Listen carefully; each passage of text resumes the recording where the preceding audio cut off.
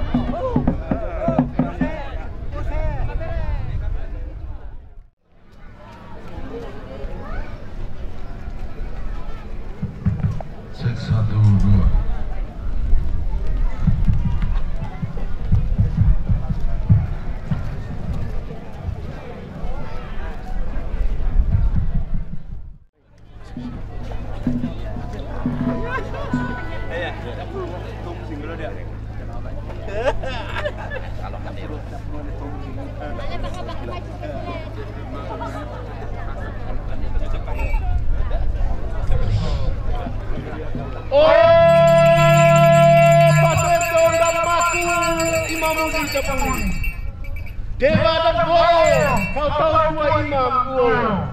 Mai sepedu pada biasa atau kaco. Riti pada terpabe lea mapame. Mai sekau kabe mai pali lea kaya aji. Kota Doro Pusa Seda. Mai sepera kepada Deva dia dua kita masa boleh Deva dapat beda. Kau mai Doro Pusa ada di pera patah sebenarnya. Masa mebo Deva Allah dapat dia bisa nasa. Mai kita bela di pengetasan imam Allah. Di pengetasan masa mana lain. Ne masa mana dia dapat mati. Ne masa mana dia dapat putih. Mai kita dijadi kadang-kadang. Ne jadi apiani. Kau dapat dia dapat dia. Kau bisa dalam rumah dia dapat dia. Dia bisa rata. Ne orang rata. Rata berfirman. Tepung kebalaan adalah rata bermata. Pala bermata. Pemata.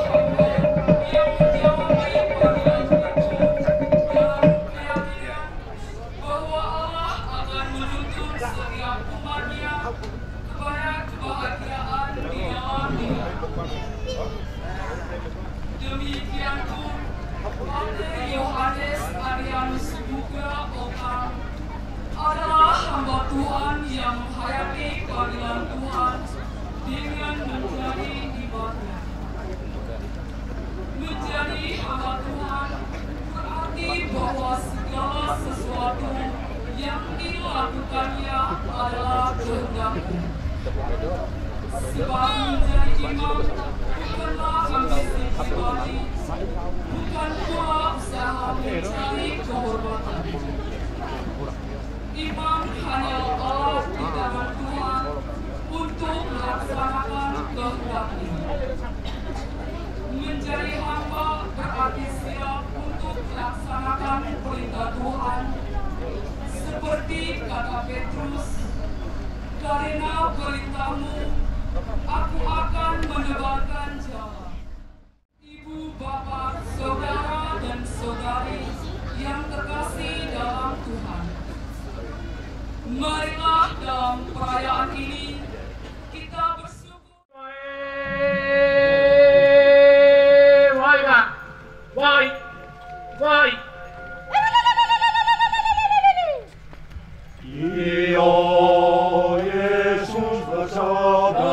Yesus bersabda, Oh, mari ikutlah aku, akan ku jadikan penjara manusia. Wai suai,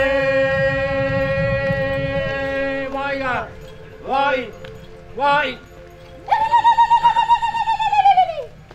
Iyo Yesus memanggil, Oh, Yesus memanggil. oh mari ikutlah aku, akan ku jadikan pembatas sukacita.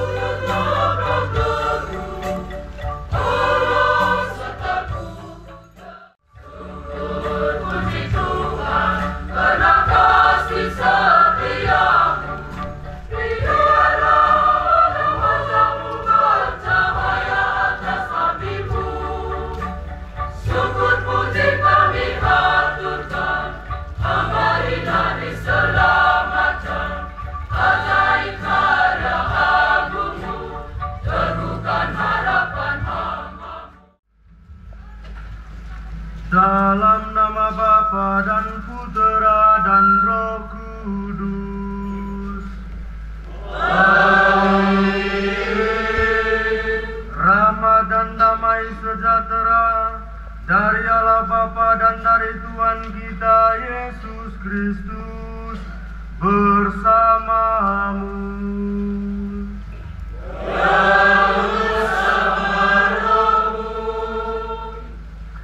Para imam konselebran, Bapak Mama, saudara dan saudari umat Allah yang terkasih di dalam Kristus.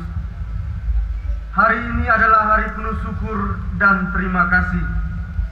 Syukur kepada Tuhan yang memberikan rahmat-Nya kepada saya.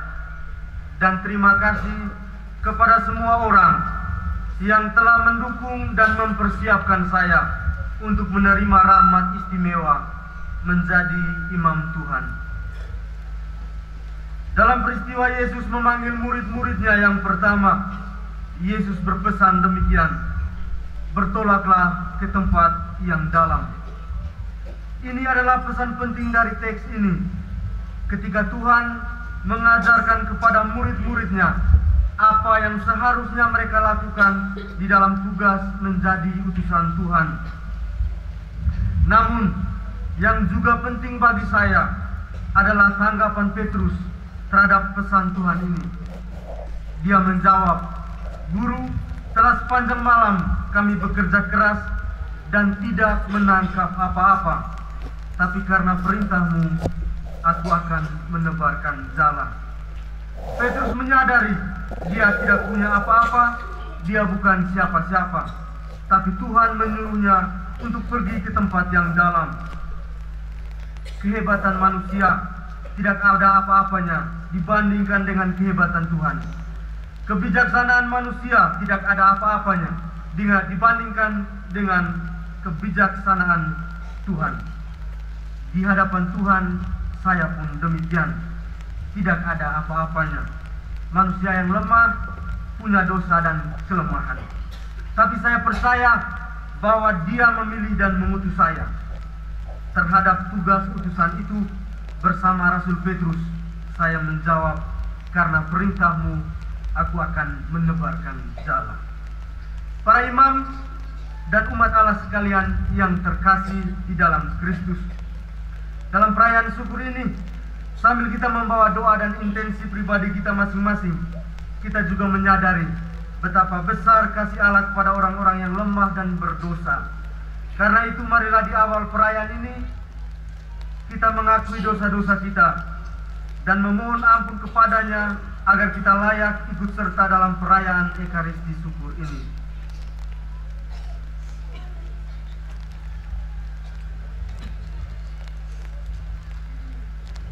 Saya mengaku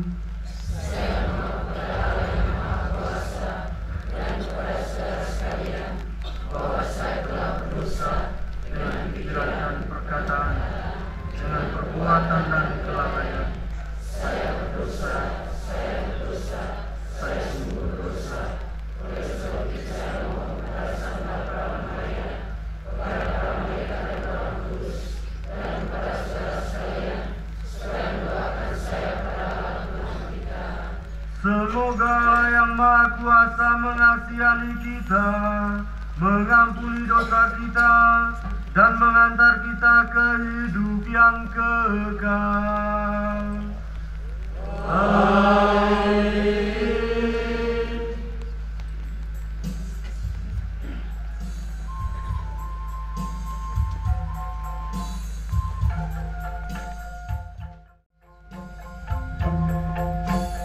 Oh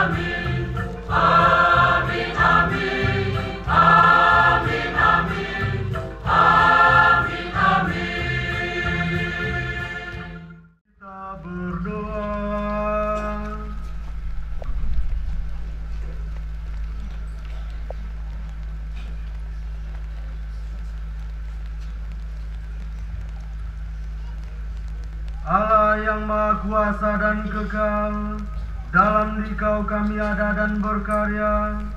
Dengan penuh sukacita kami bersyukur kepadamu, karena Engkau berkenan memanggil dan memilih hamba-Mu ini untuk menjadi pelayan umat-Mu, menurut teladan Kristus Sang Gembala baik.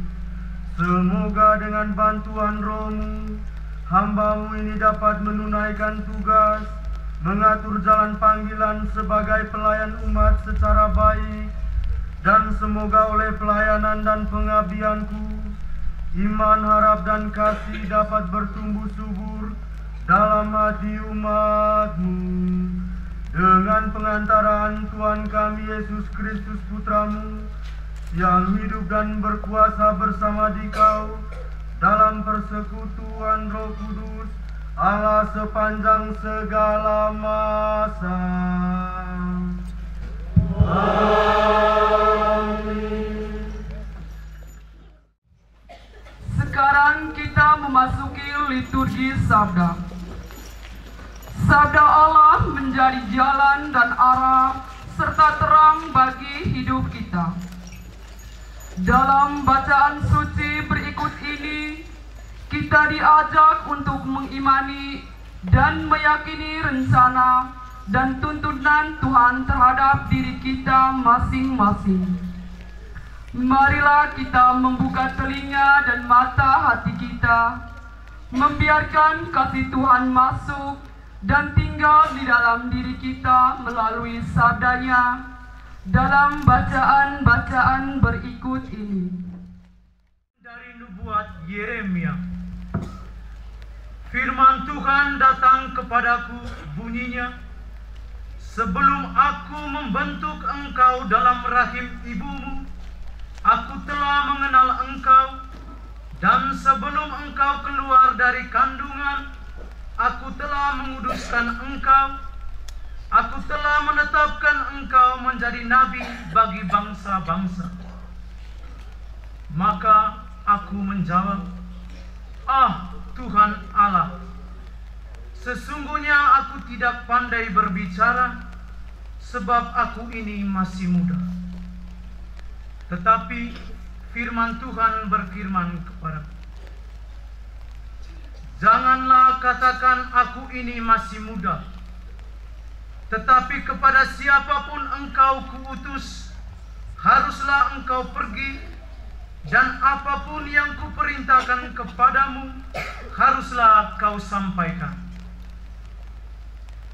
Janganlah takut kepada mereka, sebab aku menyertai engkau untuk melepaskan engkau." Demikianlah firman Tuhan. Lalu Tuhan mengulurkan tangannya dan menjamah mulutku. Tuhan berfirman kepadaku, "Sesungguhnya aku menaruh perkataan-perkataanku ke dalam mulutmu. Ketahuilah, pada hari ini aku mengangkat engkau atas bangsa-bangsa dan atas kerajaan-kerajaan, untuk mencabut dan merobohkan, untuk membinasakan dan meruntuhkan, untuk membangun dan menanam." Demikianlah sabda Tuhan. Syukurlah kepada Tuhan, kekal abadi kasih setianya.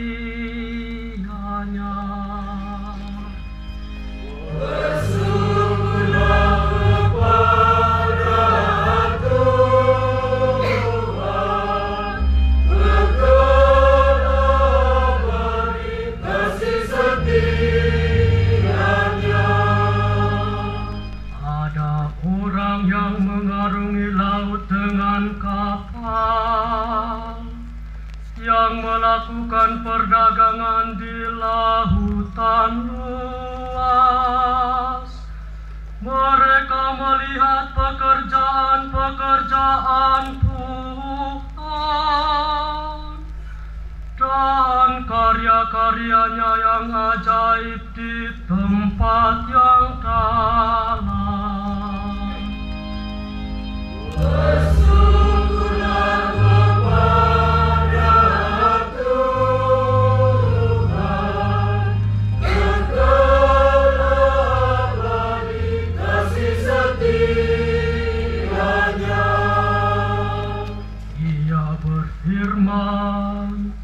maka dibangkitkannya angin badai yang meninggikan gelombang-gelombang laut.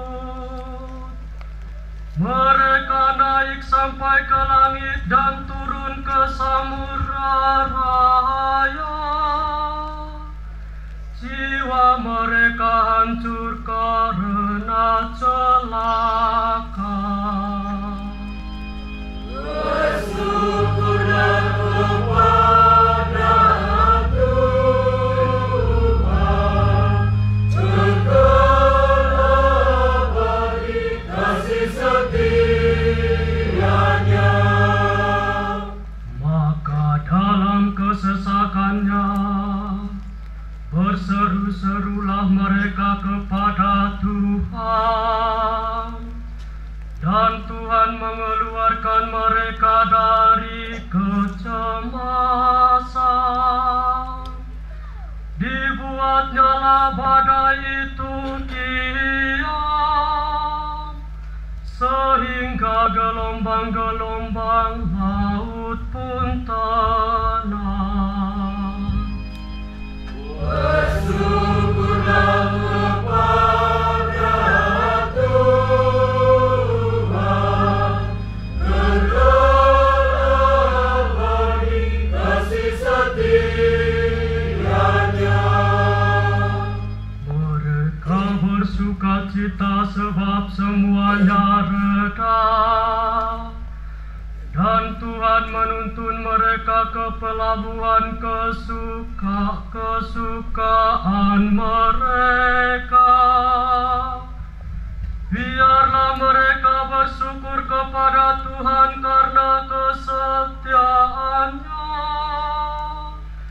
karena karya-karyanya yang ajaib terhadap anak-anak manusia. Bersyukurlah kepada Tuhan, kekal abadi kasih setia-Nya.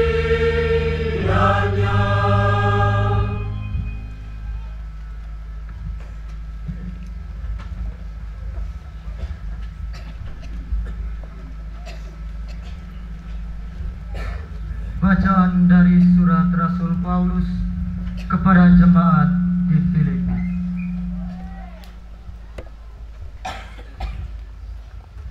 Aku sangat bersuka cita dalam Tuhan bahwa akhirnya pikiranmu dan perasaanmu bertumbuh kembali untuk aku. Memang selalu ada perhatianmu, tetapi tidak ada kesempatan bagimu. Kukatakan ini bukanlah karena kekurangan, sebab aku telah belajar mencukupkan diri dalam segala keadaan. Aku tahu apa itu kekurangan, dan aku tahu apa itu kelimpahan. Dalam segala hal dan dalam segala perkara, tidak ada suatu yang merupakan rahasia bagiku, baik dalam hal kenyang maupun dalam hal kelaparan, baik dalam hal kelimpahan maupun dalam hal kekurangan. Segala perkara dapat kutanggung di dalam Dia yang memberi kekuatan kepadaku. Namun, baik juga perbuatanmu, bahwa kamu telah mengambil bagian dalam kesusahanku.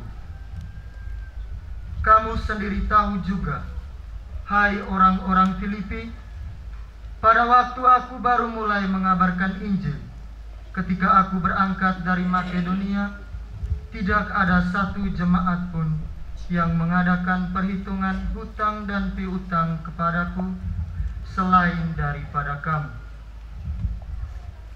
Karena itu, di Tesalonika pun kamu telah 1-2 kali mengirimkan bantuan kepadaku. Tetapi yang kuutamakan bukanlah pemberian itu, melainkan buahnya yang makin memperbesar keuntunganmu. Kini aku telah menerima semua yang perlu daripadamu, malahan lebih daripada itu. Aku berkelimpahan karena aku telah menerima kirimanmu dari Epaphroditus, suatu persembahan yang harum, suatu korban yang disukai dan yang berkenan kepada Allah. Allahku akan memenuhi segala keperluanmu menurut kekayaan dan kemuliaan-Nya dalam Kristus Yesus. Demikianlah sabda Tuhan.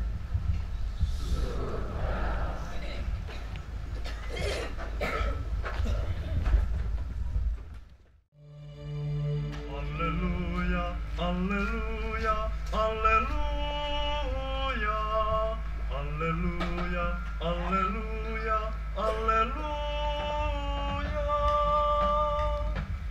Alleluia, alleluia, alleluia,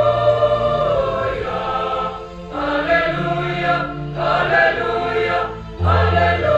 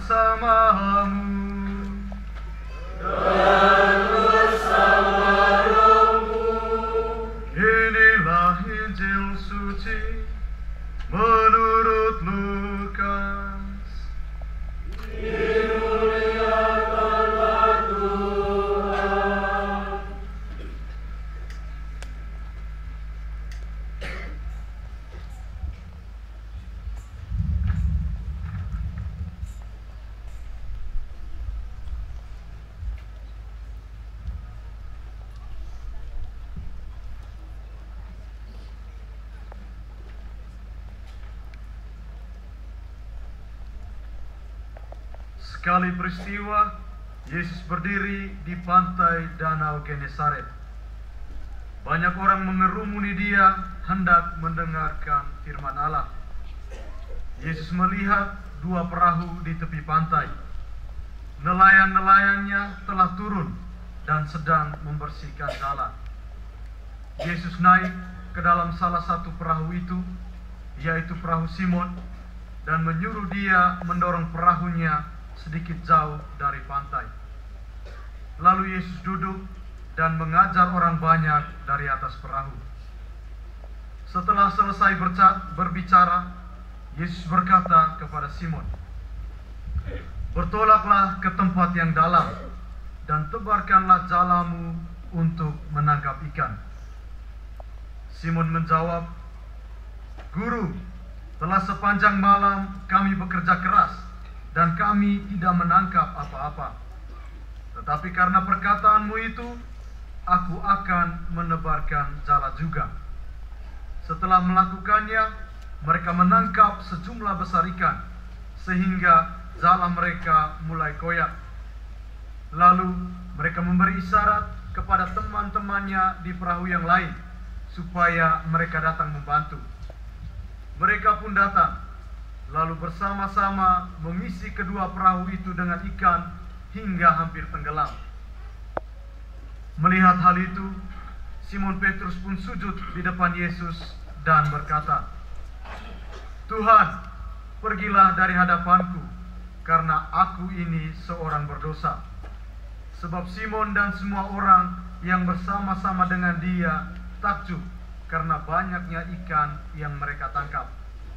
Demikian juga Yakobus dan Yohanes, anak-anak Zebedeus, yang menjadi teman Simon.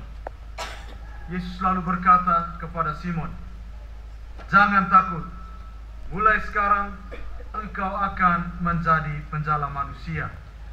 Sesudah menarik perahu-perahunya ke darat, mereka pun meninggalkan segala sesuatu, lalu mengikuti Yesus. Demikianlah sabda Tuhan. Terpujilah Kristus.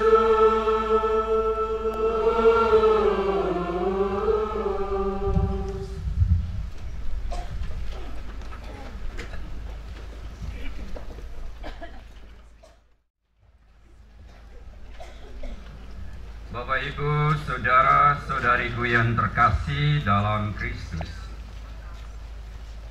John Muga lah yang pertama kali yang meminta saya untuk khotbah misa pertama. Selama 8 tahun saya membimbing mereka, para frater, baru dialah yang pertama minta saya.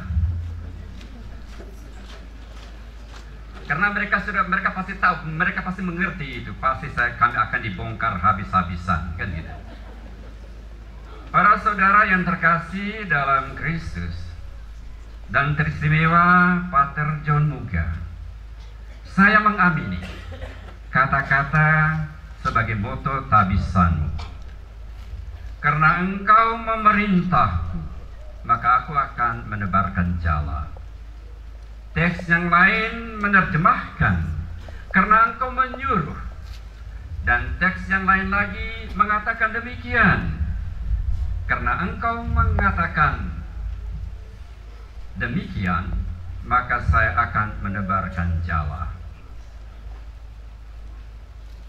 Mama Mary, mamanya John, duduk diam di kamar doa selama berjam-jam.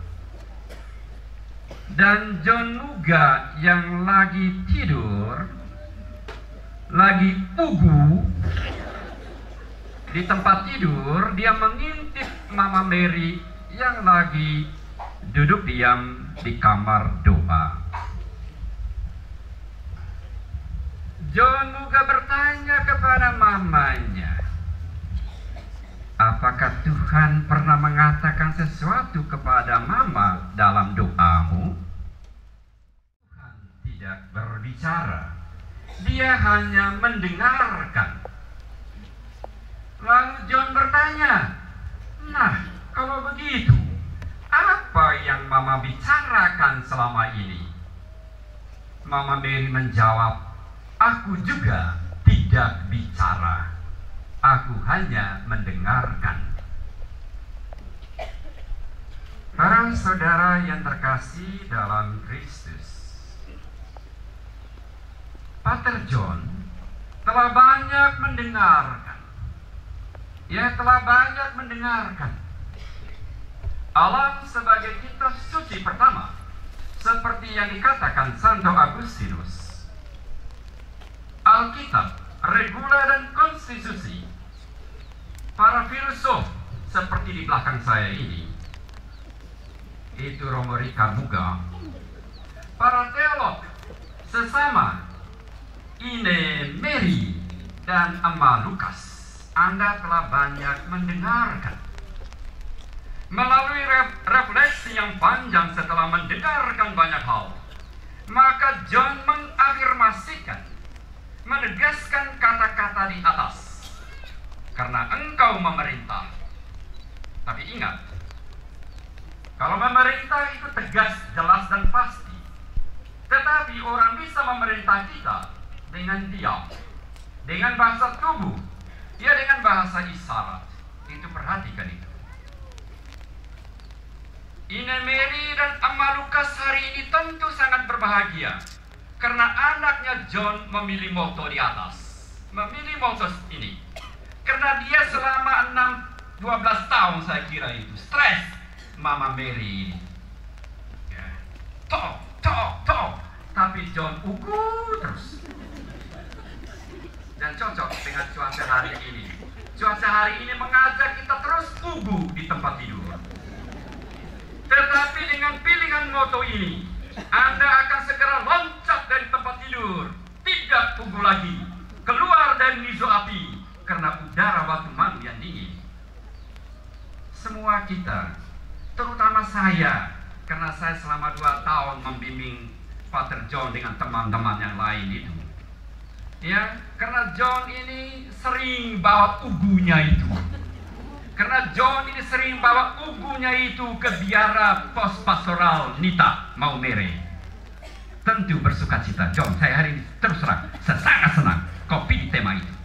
Karena sebelumnya itu saya, waktu dia sodorkan teks Injil Lukas tadi, saya langsung refleksikan selama beberapa hari itu tentang tolaklah ke tempat yang dalam. Saya terus renungkan itu baik, supaya Anda berbuah. Anda harus tolak ke tempat yang terdalam itu, yaitu ke dalam dirimu sendiri dan ke dalam diri umat yang Anda layani. Pastikan kamu pasti berhasil. Saya langsung mengatakan, bagus pilihanmu itu. Saya pasti sangat senang. Ya. Saya harap John tidak bawa pugu dan nizo api ke Malang. Ya, karena dia akan ditempatkan di sana. Dia dalam tempat pelayanan. Saya harapkan itu supaya dia tidak bawa pugu. Karena orang Jawa tidak memerintah John lagi. Mereka hanya mungkin dengan bahasa-bahasa isyarat, bahasa-bahasa tubuh. Contoh, ya persis lagi panas. Ya, lagi panas. Orang Jawa mengatakan pasanglah AC, suruh dia, ayo John pasang AC atau buka jendela itu. Dia orang mengatakan, orang Jawa mengatakan, kok ruangan ini kok panas sekali. Itu sebenarnya mau memerintahkan John supaya buka jendela atau pasang AC. Saya harap John tidak bawa pugu, ya, dalam tempat pelayanan. Kalau John tidak taat kepala batu ulu meze, kita cuma easy. Tahu easy kan? Tahu kan? Mencibir atau geleng-geleng kepala. Kau itu melanggar kau punya moto itu. Kau tidak setia dengan motomu itu. Karena itu John perlu mendengarkan sungguh-sungguh. Mendengarkan itu sulit. Karena mendengarkan berarti memperhatikan segala macam hal, baik yang terungkap maupun yang tidak diungkapkan oleh orang lain. Mendengarkan berarti mengakui pribadi orang lain, berarti menerima dan menghargai orang lain, siapapun dia. Mendengarkan berarti memberi mereka ruang dan waktu yang mereka butuhkan untuk menjadi diri mereka sendiri. Pendengar yang baik membantu seseorang memahami dirinya sendiri. Kita sering menemukan bahwa mendengarkan tidak hanya berarti mendengarkan kata-kata, tetapi pada apa yang tidak dikatakan. Para saudara yang terkasih dalam Kristus, setelah kita mendengarkan, lalu kita berpikir, kita refleksi. Afirmasi itu merupakan sesuatu yang sungguh kita katakan, sungguh kita pikirkan. Biasanya kebanyakan yang kita katakan dan pikirkan itu merupakan hal-hal yang negatif dan tentu tidak menciptakan pengalaman yang baik bagi kita. Karena itu kita harus melatih pikiran dan percakapan kita ke dalam pola-pola positif jika kita ingin mengubah hidup kita. Setiap pikiran yang kita pikirkan dan setiap kata yang kita ucapkan merupakan suatu afirmasi, suatu penegasan. Dan John telah pikirkan itu dengan baik sehingga dia rumuskan moto tabisan demikian.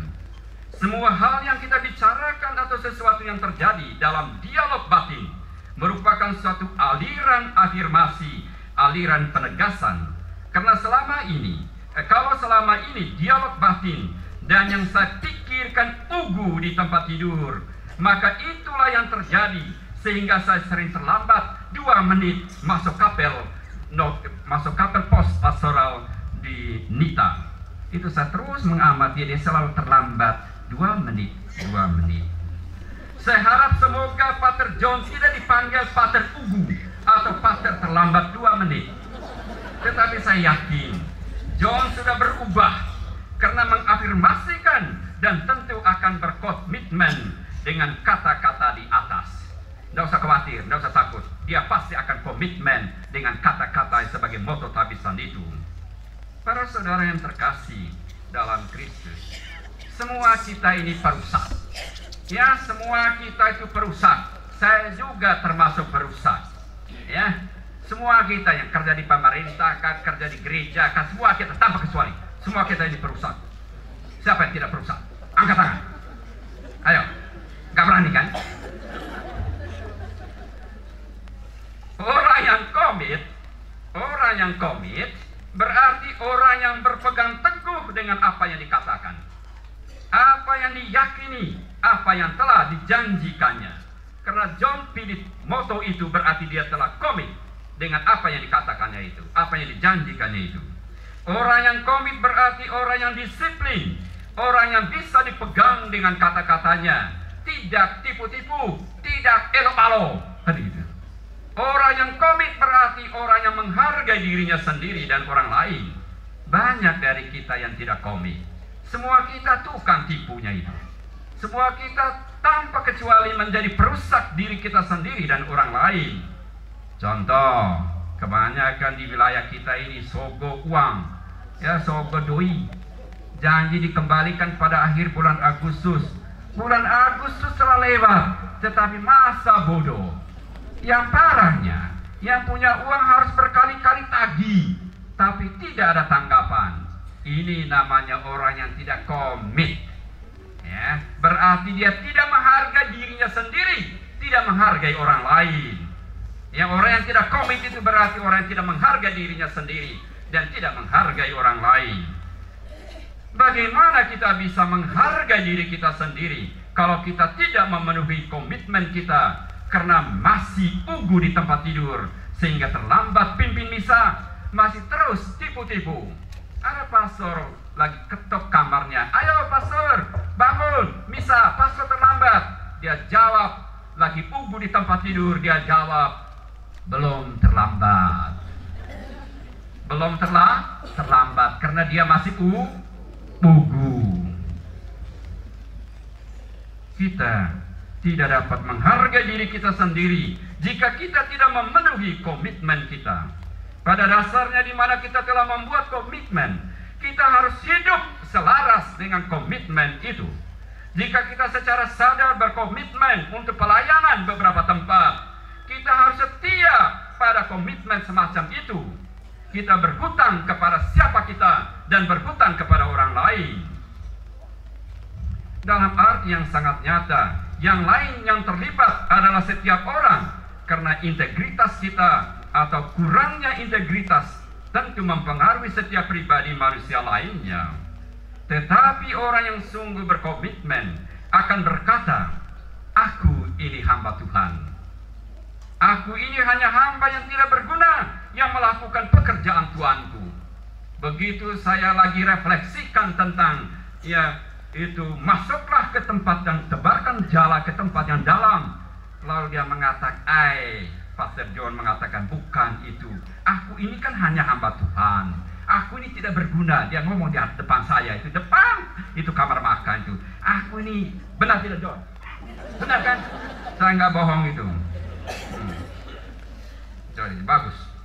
Ya, orang yang sungguh berkomitmen akan berkata, aku ini hamba Tuhan. Aku ini hanya hamba yang tidak berguna yang melakukan pekerjaan Tuanku.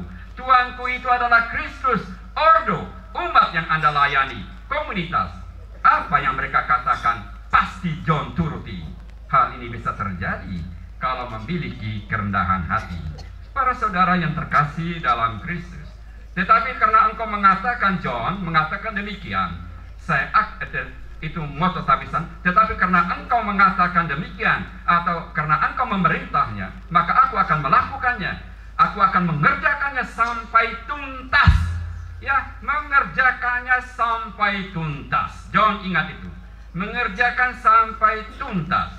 John hari ini mengungkapkan ketaatannya. Ya, luar biasa. Saya senang John. Ya. Ini soalnya ini nasihat saya yang terakhir. Setelah itu saya nggak nasihati lagi. Ya. Soalnya saya senang, dia sepertinya belum puas sehingga minta saya, kan saya dibiara selama 2 tahun, saya sudah nasihati dia masih minta lagi saya. Ini yang terakhir, John, kau usah khawatir. Ketaatannya adalah ketaatan seperti mayat. Wah, John, itu ingat itu, ya. Moto itu Yesuit, ketaatan seperti mayat, obedience sikut kadaver, taat seperti mayat. John tidak akan lagi ugu di tempat tidur. Soalnya refleksi kita itu tetap ugu. Saya tadi dalam doa saya, sebelum saya ngomong ugu itu pasti masih hujan. Ya, begitu saya ngomong ugu itu hujannya berhenti. Kan gitu kan. Tadi saya perintah John. Saya bilang, John, tadi pagi begitu hujan itu jam 3, jam 4 itu begitu saya sadar, yang saya ingat tuh kakeknya dia. Yang saya ingat tuh kakeknya dia. Ya, kakek dari bapaknya Lukas. Saya bilang, kau sudah nyalakan lilin belum di itu kakekmu itu. Itu siapa namanya? Michael. Kakek Michael. Ya belum ya. Ayo, dia langsung cari. Saya bilang, udah, kau masuk rumah ada sana. Saya suruh dia doa di rumah ada. Ya, akhirnya adiknya sendiri yang pergi ke kuburan. Ya. John ini, ya para saudara yang terkasih, John ini pintar, bukan orang bodoh. Dia lebih hebat daripada saya. Ya, terus terang aja, telinganya bagus. Kalau telinga saya, telinga operasinya ini. Bahasa Inggrisnya bagus, dia bunyi bahasa Inggrisnya jelek. Dia lebih hebat. Saya ngomong dengan dia, kau lebih hebat. Tapi yang mempengaruhi seluruh hidupmu itu adalah ugumu itu.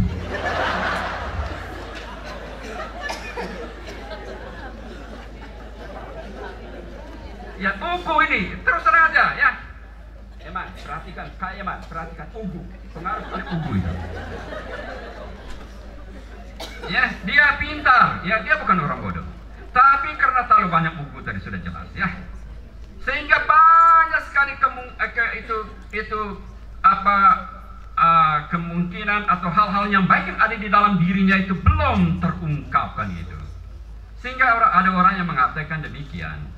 Kebanyakan dari kita mati, ya, kebanyakan dari kita mati dengan satu musik masih ada di dalam diri kita. Dengar baik. Kebanyakan kita mati, masih ada satu musik di dalam diri kita. Artinya apa? Kita memiliki banyak lagu di dalam diri kita, tetapi lagu-lagu itu tetap tidak dinyanyikan. Kebanyakan mati sebelum dinyanyikan. Untuk berbagai alasan, sadar atau tidak sadar, kita menutup banyak aspek indah yang ada di dalam diri kita.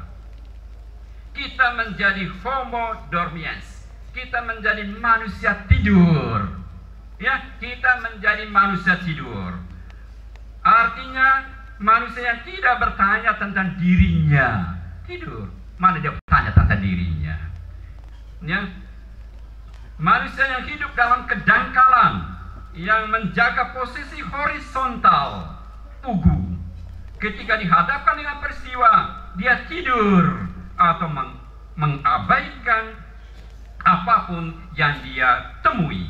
Karena itu John Muga, jadilah homo vigilans, selalu hadir untuk dirimu dan untuk orang lain, mampu memuaskan dirimu dengan pekerjaan dan pelayananmu. Hidupmu berjaga-jaga kalau kamu menjadi homo vigilans, manusia kontemplatif dan aktif dalam pelayanan, menjadi berkat bagi orang lain. Bapak, Ibu, saudara-saudariku yang terkasih dalam Kristus, dan teristimewa Pater John yang perlu Anda bawa ke tempat pelayanan ke Malang, yaitu bawalah dirimu sendiri dengan membawa 3 buku. Ya, selalu saya ingatkan, cukup bawa 3 buku. Bawa Alkitab. Ya, kau bawa buku Alkitab itu. Kau bawa brevier, ya, buku ibadat harian itu. Dan buku hatimu. Kau bawa buku hatimu. Hati seorang hamba. Hati yang berbelas kasih. Hati yang pemaaf. Hati yang sabar. Hati yang rendah hati. Dan seterusnya, singkatnya seperti hati Kristus. Karena itu jadilah homo vigilans, manusia berjaga-jaga. Berjaga-jaga menjadi salah satu tema spiritualitas Kristus. Saya harapkan John bukan hanya berbunga, tetapi berbuah. Kasih itu buah, belas kasih itu. Kasih itu bunga, belas kasih itu buah. Untuk itulah masuklah sekolah Kristus, sekolah kontemplasi. Bagaimana kita dapat menuruti perintah kalau kita tidak komit? Bagaimana kita bisa komit kalau tidak ada penegasan? Bagaimana kita dapat mengafirmasikan kalau kita tidak mendengarkan dan refleksi?